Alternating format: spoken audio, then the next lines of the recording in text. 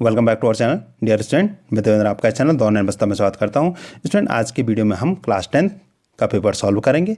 ये साइंस का रहेगा और 2022 का पेपर रहेगा। इसमें जो समय मिलता है आपको 3 घंटे का मिलता है।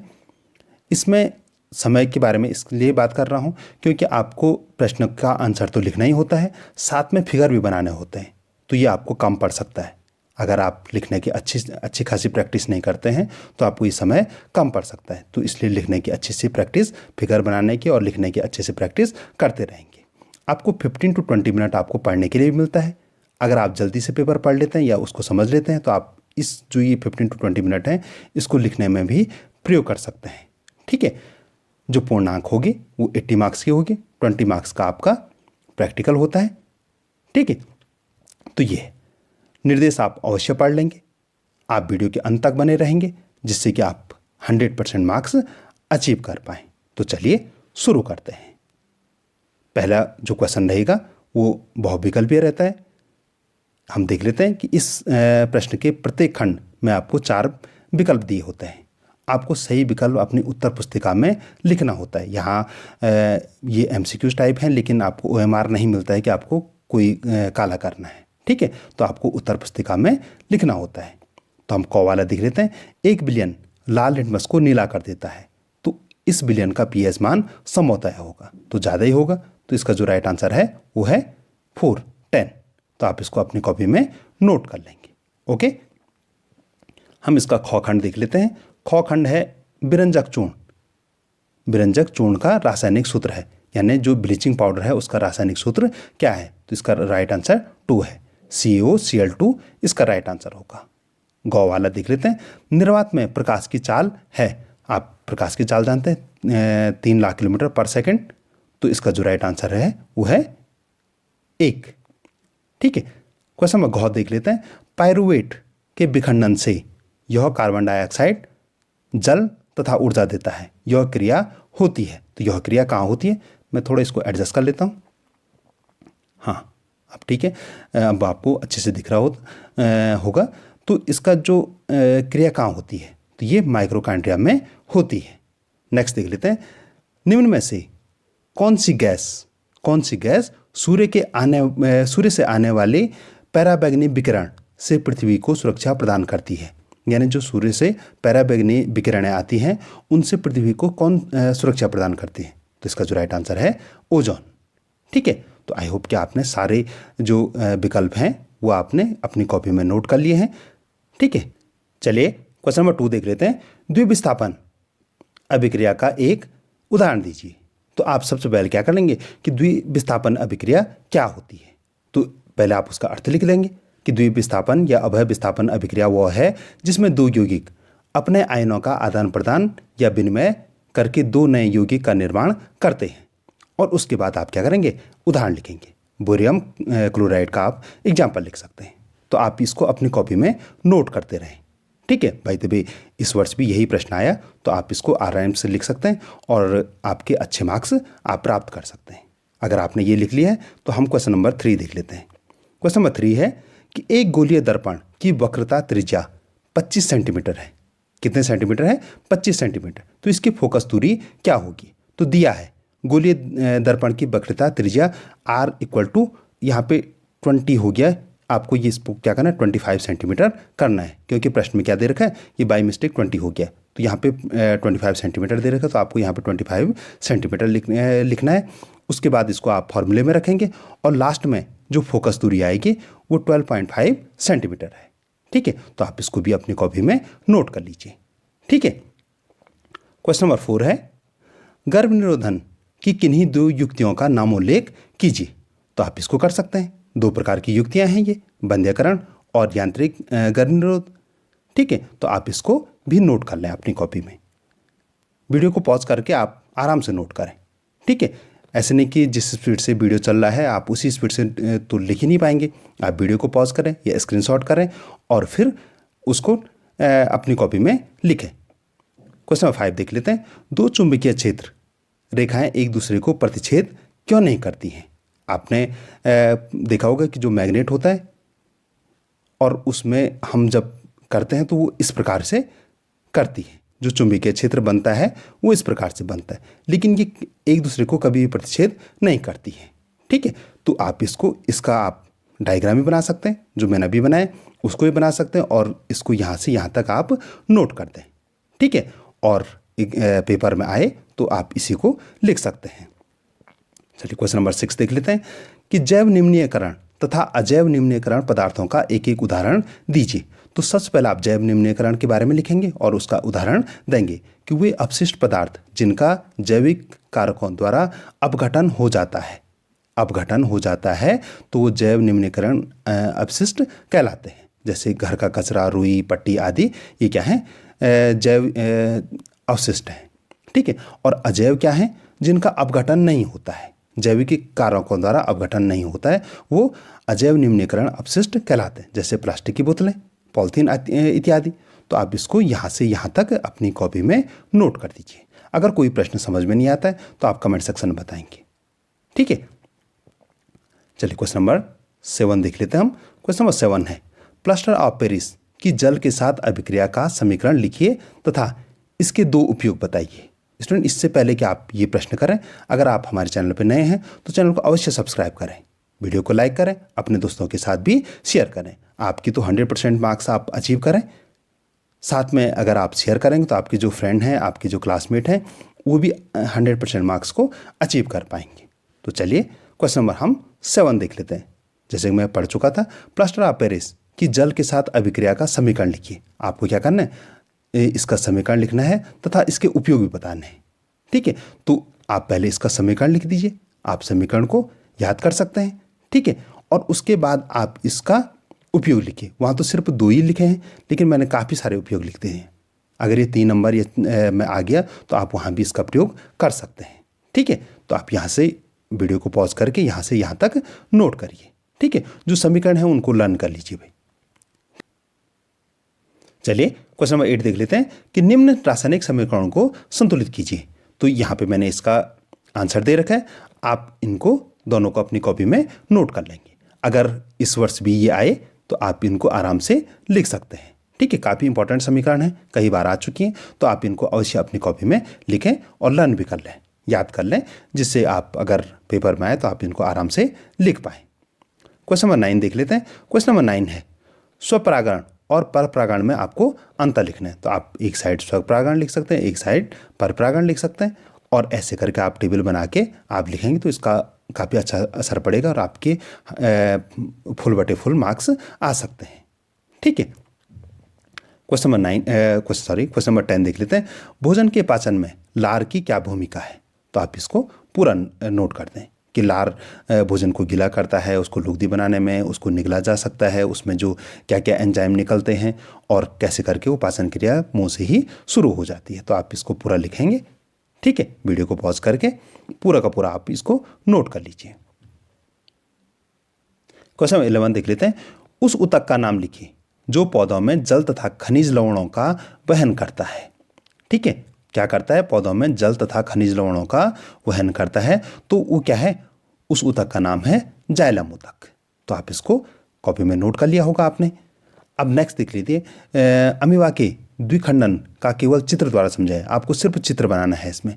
तो आप अमीबा का चित्र ये बनाएंगे, फिर ऐसे करके फिर उसका केंद्र 2 भागों में टूट गया और फिर 2 डॉटर अमीबा बन गई हैं। ठीक है, तो आप इसको अपनी कॉपी में आप इसकी प्रैक्टिस कर लें। जितने भी फिगर हैं उनकी अच्छे से प्रैक्टिस करें, क्योंकि साइंस है तो इसमें बगैर फिगर के आपका काम नहीं चल सकता है। तो आपको फिगर तो आप बनाने आने ही चाहिए। तो आप इसको अपनी कॉपी में बना लें। क्वेश्चन नंबर 12 देख लेते हैं। क्वेश्चन नंबर 12 है 2 विद्युत बल्बों में क्रमशः 60 वाट और 240 वोल्ट तथा 40 वाट तथा 240 वोल्ट अंकित है, तो इनमें से किसका प्रतिरोध अधिक होगा, गणना कीजिए। ठीक है, तो मैंने यहाँ पे पूरा दे रखा है, आप इसको पूरा का पूरा नोट कर लीजिए, यहाँ तक नोट कर लीजिए। और अर्थात लास्ट में क्या होगा, 40 वाट के बल्ब का प्रतिरोध अधिक होगा। कैसे होगा, आप यहाँ से यहाँ तक ये पूरा सॉल्व दे रखा है। ठीक है, चलिए क्वेश्चन नंबर 13 देख लेते हैं। ओम का नियम क्या है। तो आप इसको पूरा यहाँ से यहाँ तक नोट कर लेंगे। वीडियो को पॉज करेंगे, स्क्रीनशॉट लेके और अपनी कॉपी में यहाँ से यहाँ तक आप नोट कर लेंगे। अगर आए तो आप इसको आराम से लिख सकते हैं। चलिए क्वेश्चन नंबर इसका ख वाला देख लेते हैं। इसमें ख वाला है कि फ्लेमिंग के दक्षिण हाथ का नियम क्या है। दक्षिण हस्त के नियम लिखे, यानी दाएं हाथ का नियम क्या है। तो आप पहले केवल नियम ही नहीं लिखेंगे, बल्कि क्या करेंगे, पहले नियम लिखेंगे और फिर आप फिगर भी बनाएंगे। अगर आप साइंस में फिगर भी बनाते हैं तो आपके अच्छे मार्क्स आने के चांसेस बढ़ जाते हैं। ठीक है, तो आप अवश्य फिगर भी बनाएं। क्वेश्चन नंबर 14 देख लेते हैं। क्वेश्चन नंबर 14 है प्रकाश के अपवर्तन के नियम लिखिए। अपवर्तन के लिखने हैं तो ये नियम है। ठीक है, तो आप इसको कॉपी में नोट कर लें, वीडियो को पॉज करें और यहाँ तक नोट कर लें। ठीक है, क्वेश्चन नंबर 15। क्वेश्चन नंबर 15 है हमें वन एवं वन्य जीव का संरक्षण क्यों करना चाहिए। कोई 2 उदाहरण लिखिए।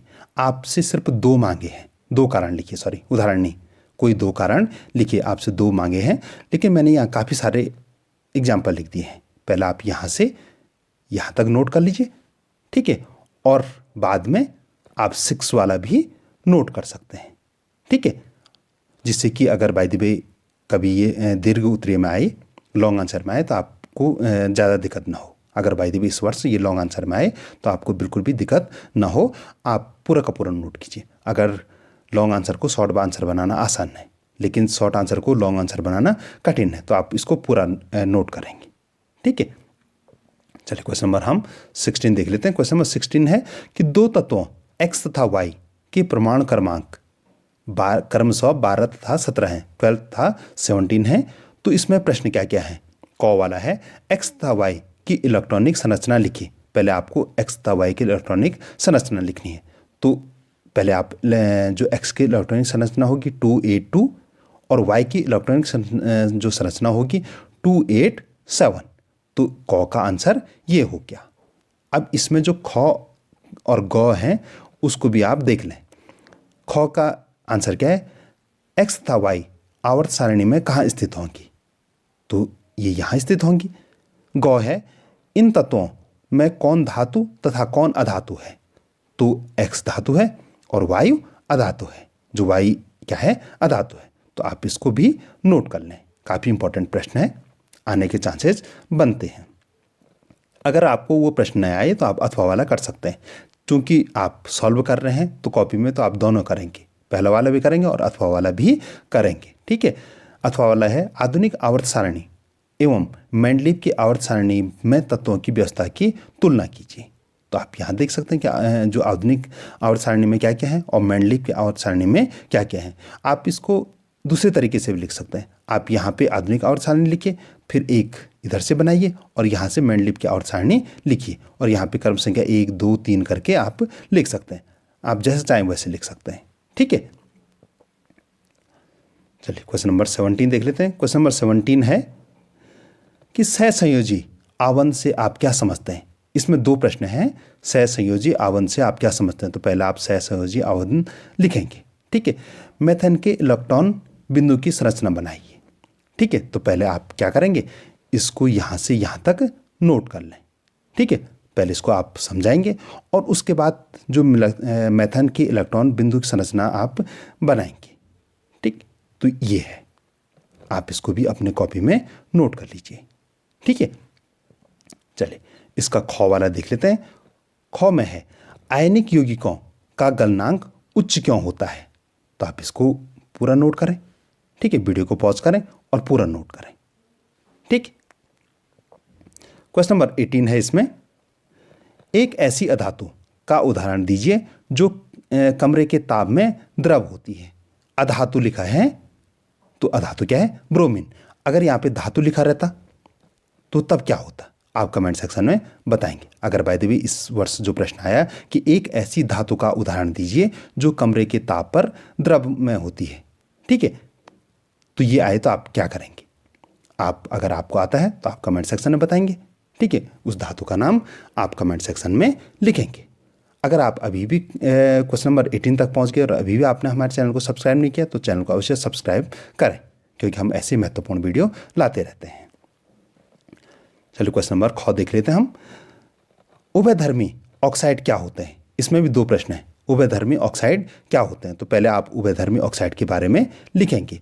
2 उभयधर्मी ऑक्साइड का उदाहरण दीजिए, फिर आपको 2 उभयधर्मी ऑक्साइड का एग्जाम्पल देना है। तो हमने यहाँ पे एल्युमिनियम ऑक्साइड और जिंक ऑक्साइड के बारे में बताया, तो ये आप इनको भी नोट कर लेंगे। ठीक है, यानी आपको यहाँ से एक प्रश्न का आंसर यहाँ तक और दूसरे प्रश्न जो इसमें दूसरे खंड का आंसर यहाँ तक है। ठीक है, कि क्या होते हैं उभयधर्मी ऑक्साइड, क्या होते हैं, पूरा का पूरा आप यहाँ तक नोट कर लेंगे। इसमें क्वेश्चन नंबर 19 देख लेते हैं। क्वेश्चन नंबर 19 है अलैंगिक जनन की अपेक्षा लैंगिक जनन के क्या लाभ हैं, समझाइए। तो आपको इसमें इनके लाभ समझाने हैं। तो आप यहाँ से पहले यहाँ से यहाँ तक नोट कर लें। ठीक है, वीडियो को पॉज करें और फिर आप पूरा यहाँ तक नोट करें। ठीक है, अगर स्पीड बढ़ जाती है तो आप इनके स्क्रीनशॉट भी रख सकते हैं। स्क्रीनशॉट रख के आप बाद में आप नोट करें, लेकिन स्क्रीनशॉट सिर्फ फ़ोन में नहीं रखेंगे। जब तक आप लिखेंगे नहीं, लिखने से क्या होगी, आपकी प्रैक्टिस बढ़ेगी। क्योंकि आप देखिए टाइम सिर्फ 3 घंटे है और जो इसमें सवाल काफ़ी आते हैं और लिखना काफ़ी होता है, साथ साथ लिखना ही नहीं होता है, आपको फिगर भी बनाने होते हैं। तो इसके लिए आप अगर लिखने की अच्छी प्रैक्टिस करते रहते हैं तो आपको पेपर में आपके प्रश्न नहीं छूटते। नहीं तो ऐसा होगा कि आप को प्रश्न तो आ रहे हैं लेकिन आपके पास समय ही नहीं बच रहा है। ठीक है, चलिए क्वेश्चन नंबर 20 देख लेते हैं। क्वेश्चन नंबर 20 है मानव उत्सर्जन तंत्र का साफ और स्वच्छ चित्र बनाइए, निम्नलिखित भागों को दर्शाइए, वृक्क, मूत्रवाहिनी और मूत्राशय। तो मैंने ये चित्र आपको बनाया है, आप इसको अपनी कॉपी में नोट कर लेंगे। ठीक है, ऐसे ही बनाने की कोशिश करेंगे। आप इसको कलरफुल बना सकते हैं। ठीक है, जो दिखने में भी काफ़ी इम्प्रेसिव लगेगा। ठीक है, अगर आपके पास समय अच्छा होता है, ज़्यादा बच जाता है, तो आप ऐसा भी बना सकते हैं। अगर आपको ये नहीं आता है तो आप इसको पेपर में हृदय को बना सकते हैं। दूसरा इसमें अथवा वाला है कि मानव हृदय का स्वच्छ काट दृश्य बनाइए, इसमें निम्नलिखित भागों को दर्शाइए, महाधमनी, दाएं आलिंद, बायां निलय। यद्यपि मैंने सारे ही दर्शा रखे हैं, तो आप इसको अच्छे से बनाएंगे। हो सकता है कि कुछ आपके पास जब आपके पास ये आए तो कुछ और करने के लिए आए। ठीक है, तो इसलिए आप सभी को दर्शा देंगे अपनी जो, क्योंकि आप अभी पेपर तो दे नहीं रहे, अभी तो आप सिर्फ सॉल्व कर रहे हैं, तो आप इसको पूरा पूरा बनाएंगे और फिगर को बनाने की अच्छी से प्रैक्टिस कर लेंगे। चलिए क्वेश्चन नंबर 21 देख लेते हैं। क्वेश्चन नंबर 21 है प्रकाश संश्लेषण क्या है। इसमें एक प्रश्न है प्रकाश संश्लेषण क्या है, और दूसरा खंड इसमें प्रकाश संश्लेषण प्रक्रिया का रासायनिक समीकरण लिखिए। यानी पहले आप पहले खंड को समझाएंगे, ठीक है, और फिर दूसरा खंड है इसमें रासायनिक समीकरण। रासायनिक समीकरण तो आपको याद कर लेनी चाहिए। ठीक है, ये काफ़ी इंपॉर्टेंट प्रश्न है। ये न केवल क्लास 10th के लिए इम्पॉर्टेंट है, बल्कि आप भविष्य में जब भी कॉम्पिटिटिव एग्जाम देंगे तो वहाँ भी ये आ सकता है। ठीक है, तो आप इसको अच्छे से नोट कर लें। इसका ख वाला खंड है एंजाइम क्या है। इसमें भी 2 खंड है। एंजाइम क्या है, एंजाइम का कोई एक कार्य लिखिए। ठीक है, तो आप पहले एंजाइम को बताएंगे और फिर उसके कार्य को लिखेंगे। ठीक है, वीडियो को पॉज करिए और पूरा आंसर लिखिए। क्वेश्चन नंबर 22 है विद्युत मोटर का नामांकित आरेख बनाइए। पहले आपको विद्युत मोटर का आरेख बनाना है, इसके सिद्धांत आपको फिर सिद्धांत भी समझाने हैं और कार्यविधि भी आपको समझानी है। ठीक है, तो आप सबसे पहले आप चित्र बनाएंगे। चित्र मैंने दे रखा है, आप यहाँ पे पहले इसका सिद्धांत, ये आपने सिद्धांत लिख दिया, आप यहाँ से यहाँ तक नोट करें, सिद्धांत लिखें, फिर आप बीच में आप इसका चित्र बना सकते हैं। आप इसका एक स्पष्ट चित्र बनाएं। ठीक है, आप इस चित्र को, इसका स्क्रीनशॉट आप रख सकते हैं या इसको वीडियो को पॉज करके आप अपनी कॉपी में इस सारे फिगर को नोट करें। ठीक है, और फिर आप इसकी कार्यविधि लिख सकते हैं। समझ रहे हैं? तो इसका इम्पैक्ट बहुत अच्छा रहेगा। पहले सिद्धांत लिखें और फिर चित्र बनाएं और फिर लास्ट में इसकी कार्यविधि लिखेंगे। ठीक है, तो ये काफ़ी इंप्रेसिव रहेगा, आपके अच्छे मार्क्स अचीव करने में बहुत इंप्रेसिव रहेगा। इसमें अथवा वाला भी है, अगर आप ये नहीं कर पा रहे हैं तो इसका आप अथवा वाला कर सकते हैं। अथवा में क्या है, एक टॉर्च के बल्ब पर 5 वोल्ट तथा 500 मिली एम्पियर अंकित है, ज्ञात कीजिए। बल्ब की शक्ति, बल्ब का प्रतिरोध, 2 घंटा जलाने पर बल्ब द्वारा उपभुक्त ऊर्जा। ठीक है, तो इसमें 3, तो आप इसको, मैंने यहाँ पे पूरा सॉल्व कर रखा है तो आप इसको लिख लेंगे। ठीक है, कि उसने क्या क्या किया, ये और ये इतनी ऊर्जा ये खत्म की। तो आप इसको पूरा का पूरा नोट कर लेंगे। समझ रहे?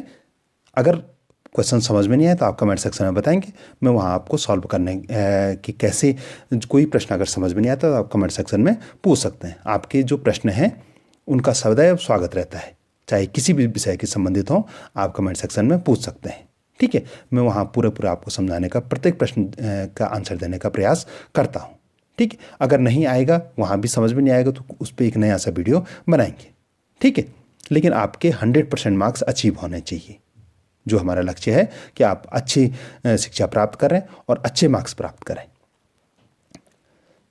चलिए क्वेश्चन नंबर 23 देख लेते हैं। क्वेश्चन 23 है, 4 सेंटीमीटर लंबी और 20 सेंटीमीटर फोकस दूरी वाले उत्तल लेंस, यहाँ पे उत्तल लेंस लिखा है, ये ध्यान रखें, उत्तल लेंस से 30 सेंटीमीटर की दूरी पर रखी है। लेंस द्वारा बनने वाले प्रतिबिंब की स्थिति, प्रकृति तथा आकार ज्ञात कीजिए। ठीक है, तो आप इस प्रश्न को पूरा नोट करेंगे, लेकिन ध्यान रखें कि उत्तल लेंस लिखा है, आप अवतल लेंस का भी देख लें। ठीक है, समझ रहे? ये सारा यही रहे, और आप यहाँ पे उत्तल की जगह अवतल लेंस भी देख लेंगे। ठीक है, कि अवतल लेंस के लिए, जो उत्तल लेंस के लिए तो ये सारे फॉर्मूले अपनाएंगे, लेकिन अवतल लेंस के लिए क्या यही फॉर्मूले लगेंगे या कुछ और लगेंगे, आप कमेंट सेक्शन में बताएंगे। ठीक है, तो पहले आप यहाँ तक नोट करें।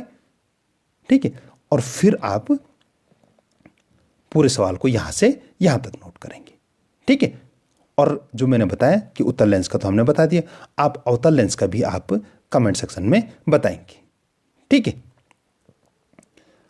चलिए क्वेश्चन नंबर 24 देख लेते हैं। क्वेश्चन नंबर 24 है, परितंत्र से आप क्या समझते हैं, इसके मुख्य घटकों का वर्णन कीजिए। परितंत्र, तो आप पहले परितंत्र से क्या समझते हैं ये लिखेंगे, फिर उसके घटकों का इस्तेमाल आप कि परितंत्र कैसे होता है, जैसे हमने एग्जाम्पल दे रखे, उदाहरण के लिए तालाब परितंत्र एक अच्छा एग्जाम्पल है। तो आप अब परितंत्र के घटक बताएंगे। ठीक है, तो आप यहाँ पे हमने परितंत्र के घटकों को 2 समूह में बांट सकते हैं, अजैविक और जैविक। ठीक है, आप अगर ये फिगर भी बना देते हैं तो काफ़ी इंप्रेसिव रहेगा। ठीक है, समझ रहे? ये वाला आप फिगर भी, अगर आपके पास समय बचे वहाँ, तो आप बना सकते हैं। और घर में आप, चूँकि आप अपनी कॉपी में नोट कर रहे हैं, तो आप कॉपी में तो अवश्य नोट कर लें। ठीक है, और ऐसा बनाने की प्रैक्टिस करते रहें, जिससे ये याद करना काफ़ी आसान हो जाता है, और फिर इसका वर्णन कर सकते हैं आप। ठीक है, अगर आपको ये याद हो गया तो वर्णन करना आसान है। ठीक है, फिर आप यहाँ से यहाँ तक अजैविक घटक लिख सकते हैं, यानी जो निर्जीव है उनके घटकों का वर्णन कर सकते हैं, और फिर आप जैविक घटक के वर्णन कर सकते हैं, जो सजीव हैं उनके घटकों का वर्णन भी आप करेंगे। पहले यहाँ से यहाँ तक लिखिए, और फिर जो इसका तीसरा आप घटक है, ये यहाँ से यहाँ तक लिखेंगे, तो आपका ये प्रश्न कंप्लीट हो जाता है। ठीक है, हो सकता है ये दीर्घ उत्तरीय में आ रखा, हो सकता है ये लघु उत्तरीय में भी आ सकता है, तो आप पूरा का पूरा आप नोट कर लें। अगर लघु उत्तरीय में आए तो आप इसको शॉर्ट में लिख सकते हैं। क्वेश्चन नंबर 25 देख लेते हैं। क्वेश्चन नंबर 25 है, तेल एवं वसा युक्त खाद्य पदार्थों को नाइट्रोजन से प्रभावित क्यों किया जाता है। तो ये देखिए, जो वसा तेल आप जो चिप्स आदि के पैकेट लेते हैं तो उसमें गैस भरी होती है, तो उसमें नाइट्रोजन भरी होती है। तो क्यों भरी होती है, तो आप इसको देख लेंगे। ठीक है, पूरा का पूरा लिख लेंगे। अगर प्रश्न आए तो आप नोट कर लेंगे, अगर क्वेश्चन समझ में नहीं आए तो आप कमेंट सेक्शन में बताएंगे। ठीक है, इसका ख खंड है, उदासीनीकरण अभिक्रिया को उदाहरण सहित समझाइए। तो पहले आप क्या है इसको समझाएंगे, और फिर इसको एग्जाम्पल के साथ आप समझा सकते हैं। ठीक है, इसमें अथवा वाला भी है। अथवा में क्या दे रखा है कि आधुनिक आवर्त सारणी के प्रथम आवर्त में उपस्थित तत्वों के नाम लिखिए। तो ये लिख सकते हैं आप, हाइड्रोजन और हीलियम। कार्बन के 2 अपर रूपों के नाम लिखिए। तो अपर रूप क्या है, हीरा और ग्रेफाइट। ठीक है, तो आप इन दोनों को भी नोट कर लें। ये यहाँ भी आ रखा, हो सकता है ये विकल्प में भी आ जाए। ठीक है, जो 1 नंबर के हैं ये विकल्प में भी आ सकते हैं, तो आप इनको भी अच्छे से नोट करें। वीडियो को पॉज करें और इसको अपनी कॉपी में नोट कर लें। ये भी ध्यान रखें कि कोई भी प्रश्न कैसे भी पूछा जा सकता है। ठीक है, इसमें गौ वाला है, सोडियम धातु को मिट्टी के तेल में डुबाकर क्यों रखा जाता है। तो आप यहाँ बताएंगे कि जो सोडियम धातु है वो उसकी जो उपस्थिति है वायु में उपस्थिति क्या हो जाती है, क्रिया करके वो अगर ऑक्सीजन के साथ खुला में रखा तो ऑक्सीजन के साथ क्रिया करके वो सोडियम ऑक्साइड बनाती है, पानी के साथ क्रिया करके कुछ और बना देगी, तो इसलिए उसको मिट्टी के तेल में रखते हैं। तो आप इसको नोट कर लें, पूरा का पूरा नोट कर लें। इसमें दूसरा है, मैं थोड़ा सा एडजस्ट कर लेता हूँ, हाँ घ वाला है, सक्रियता श्रेणी क्या है, तो आप ये नोट कर लेंगे, पूरा का पूरा यहाँ से यहाँ तक नोट कर लेंगे कि ये सक्रियता श्रेणी क्या होती है। इसमें 26 देख लेते हैं। 26 में है क्या होता है जब केवल रासायनिक समीकरण लिखिए कि जिंक को सोडियम हाइड्रोक्साइड विलयन के साथ गर्म करते हैं, तो आपको सिर्फ समीकरण लिखने, तो आप समीकरण लिख लेंगे।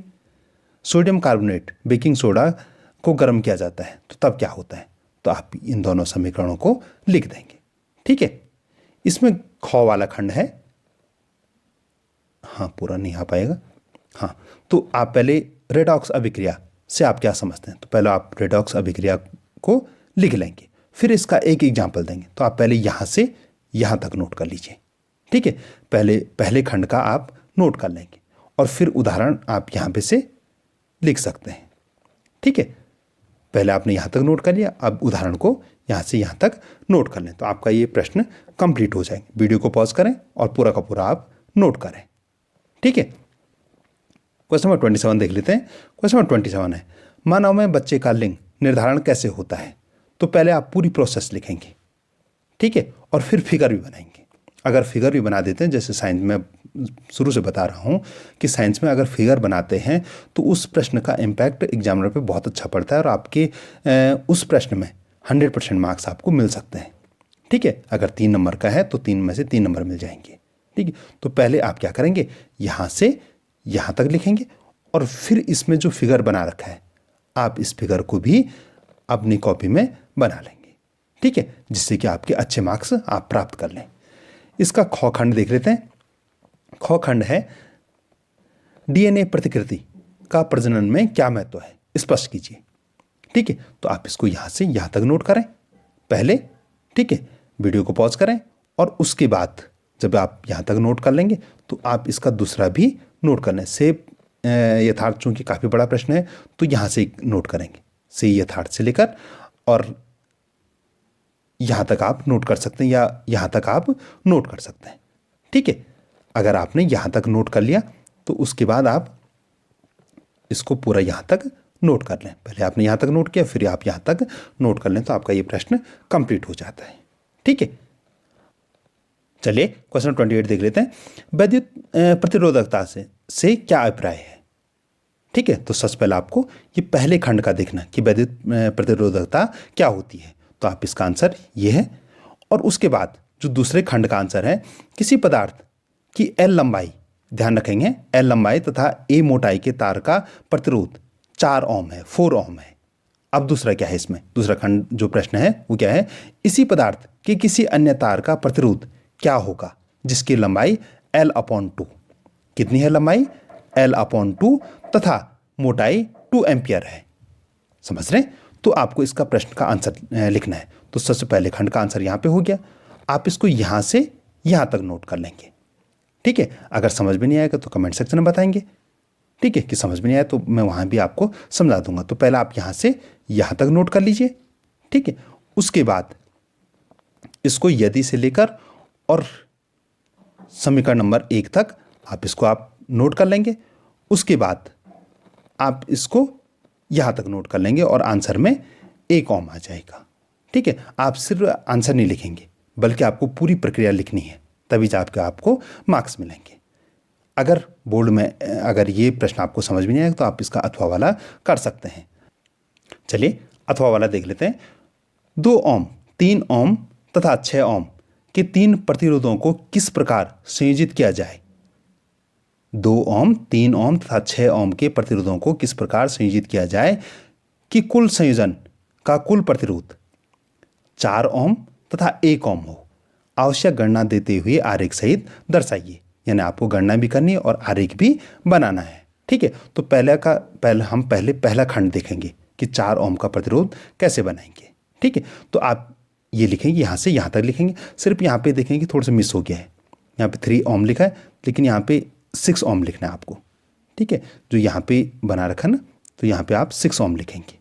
ठीक है, वहाँ पे वो मिस हो गया तो आप इसको और फिर ऐसे बनाएंगे कि 3 ओम वो 6 ओम के प्रतिरोधों को समांतर क्रम में जोड़कर उनके श्रेणी क्रम में 2 ओम के प्रतिरोध को जोड़ते हैं। यानी इस प्रकार का हम करते हैं। ये मैंने फिगर भी दे रखा है। ठीक है, उसके बाद आप यहाँ तक लिखेंगे कि 4 ओम कैसे आया। ठीक है, उसके बाद जो दूसरा खंड है उसको भी आप लिखेंगे कि 1 एम्पियर या सॉरी एम्पियर नहीं 1 ओम कैसे आया। ठीक है, तो इसको यहाँ पे लिख लेंगे आप पूरा। यहाँ पे मैंने बी लिख दिया, वहाँ सेकंड दिया था। ठीक है, तो आप यहाँ से यहाँ तक नोट कर लेंगे और फिगर को भी अपनी कॉपी में बना लेंगे। ठीक है, क्वेश्चन नंबर 29 देख लेते हैं। क्वेश्चन नंबर 29 है लेंस की क्षमता का सूत्र एवं एसआई मात्रक लिखिए। आपको पहले सूत्र लिखना है और फिर एसआई मात्रक भी लिखना है। जो ये 1 नंबर में है, ये जो छोटे प्रश्न हैं ये विकल्प में भी आ सकते हैं, तो आप इनको याद भी कर लीजिए। ठीक है, इसका ख खंड है खतरे के संकेत लाल रंग के क्यों होते हैं। तो ये यहाँ पे बताएंगे कि उसके जो लाल प्रकाश सबसे लंबी तरंगदैर्घ्य होती है और उसका ये सारा लिखेंगे आप। ठीक है, यहाँ तक आप नोट कर लें। इसको वीडियो को पॉज करें और नोट कर लें। इसमें जो ग खंड है एक अवतल दर्पण द्वारा किसी वस्तु का प्रतिबिंब बनना दर्शाने के लिए किरण आरेख बनाइए। आपको किरण आरेख बनाना है। क्वेश्चन क्या है, इसमें 2 खंड है। पहला है इसमें वस्तु दर्पण की ध्रुव P व फोकस F के बीच हो, यानी कंडीशन ये दे रखी है आपको, और तब आपको आरेख बनाना है। तो आपको ये आप बना सकते हैं। ठीक है, ये आप अपनी कॉपी में भी बना दीजिए। ठीक है, अब इसका दूसरा खंड है। वीडियो को पॉज करके आप पहले आरेख अच्छे से बना लीजिए भाई। ठीक है, तभी मेहनत सफल होगी। दूसरा खंड इसमें वस्तु दर्पण के वक्रता केंद्र C तथा फोकस F के बीच हो, तो आप इसको भी अपनी कॉपी में नोट कर लें। ठीक है, इसको भी नोट करें और आरेख तो आप बनाएंगे ही। ठीक है, काफ़ी इंपॉर्टेंट प्रश्न है, काफ़ी बार आ चुका है, तो आप इसको अच्छे से बना लें। अगर आपके फिगर बहुत सुंदर होते हैं तो मार्क्स ज़्यादा आने के चांसेस बन जाते हैं। क्वेश्चन नंबर 30, बड़े बांध बनाने के क्या लाभ हैं, समझाइए। तो पहले आप बड़े बांधों के बारे में बता देंगे। जो बड़े बांध हैं, चाहे भाखड़ा नागल बांध है, टिहरी बांध है। ठीक है, ये थोड़ा सा मिस्टेक है, आप जो वर्तनी पे ध्यान नहीं देंगे आप इसको, क्योंकि टाइपिंग में थोड़ी सी मिस्टेक हो गई है, तो ये लिख लेंगे आप। ठीक है, उसके बाद इसके लाभ लिखेंगे। समझ रहे, बड़ी बांधों के आप लाभ भी लिखेंगे। समझ रहे, इसमें ख वाला खंड भी है। ख वाला खंड क्या है, पर्यावरण को बचाने के लिए किन्हीं 4 प्रकार के आरों का नाम लिख कीजिए। मैंने पूरे 5 के 5 लिख दिए, जितने प्रकार के 5 हैं वो सारे लिख दिए। समझ रहे, तो आप इनको याद भी कर लें। हो सकता है कि 1 नंबर में भी आ जाए, तो आप इसको याद भी कर लें। अगर ये 3 नंबर में आते हैं तो आपको इनके बारे में लिखना ही है। ठीक है, रिफ्यूज़, रिड्यूस, रीयूज़, रिपर्पज़, रिसाइकिल, इनके बारे में आपको लिखना भी है। समझ रहे, अगर ये 2 नंबर में है तो आप सिर्फ इतना भी लिखेंगे तब भी आपके 2 मार्क्स आ जाएंगे। इसमें अथवा वाला भी है। अथवा में है कि हम अपने संसाधनों के सावधानीपूर्वक या विवेकपूर्वक ढंग से उपयोग की क्यों आवश्यकता है। यानी जो संसाधन है उनको सावधानीपूर्वक या ये कहें कि विवेकपूर्ण ढंग से उपयोग करने की क्यों आवश्यकता है, तो आप ये बताएंगे। ठीक है, पहले संसाधन के बारे में बताएंगे और उनकी विवेकपूर्ण ढंग से उपयोग करने की क्यों आवश्यकता हो गई है। ठीक है, तो आप यहाँ से पहले 5 तक लिखें और फिर 6 वाला भी आप लिखें, क्योंकि संसाधन क्या हो रहे हैं, लगातार कम हो रहे हैं और हमको जो आने वाले जनरेशन है उनके लिए भी वो बचा के रखने हैं। समझ रहे, तो आप इसको यहाँ तक नोट कर लें। चलिए आज की वीडियो का अंतिम प्रश्न देख लेते हैं। ये खंड ख है, गंगा सफाई योजना क्या है। इसमें एक खंड ये है कि गंगा सफाई योजना क्या है, तो आप यहाँ से यहाँ तक लिखेंगे। दूसरा खंड इसमें है कि यह किस वर्ष प्रारंभ हुई, तो यह 1985 में तत्कालीन प्रधानमंत्री द्वारा जो गंगा एक्शन प्लान था वो शुरू किया गया था। तो इसका दूसरा खंड ये हो गया। तो डियर स्टूडेंट, ये था हमारा आज का वीडियो। आपको कैसा लगा, आपने सारे प्रश्न नोट कर लिए। अगर आपने सारे प्रश्न नोट कर लिए तो आप कमेंट सेक्शन में यस करके लिखेंगे। अगर कोई प्रश्न आपको समझ में नहीं आया तो आप कमेंट सेक्शन में बताएंगे। अगर आप यहाँ तक पहुँच गए हैं, सारे प्रश्न भी आपको समझ में आ गए हैं, अगर अभी तक भी आपने हमारे चैनल को सब्सक्राइब नहीं किया तो चैनल को अवश्य सब्सक्राइब करें, वीडियो को लाइक करें, अपने दोस्तों के साथ भी शेयर करें। सबसे इम्पोर्टेंट बात, आप अच्छे से तैयारी करें जिससे कि आप 100% मार्क्स को अचीव करें। आपको आने वाले भविष्य के जो भी परीक्षाएँ हैं उनके लिए बहुत बहुत शुभकामनाएं। आप 100% मार्क्स अचीव करें, आप अपने जो भी ड्रीम्स हैं आपके वो आपके सारे अचीव हों। धन्यवाद।